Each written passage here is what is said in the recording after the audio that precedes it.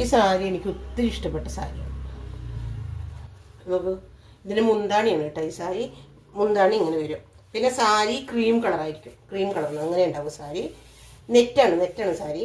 പക്ഷെ ഇതിൻ്റെ അടി കാണാൻ വളരെ ഭംഗിയായിട്ടുണ്ടാവും കാണാൻ. നമുക്ക് ഇതിൻ്റെ അടി ഇങ്ങനെ ഗോൾഡൻ കളറിൽ വരും.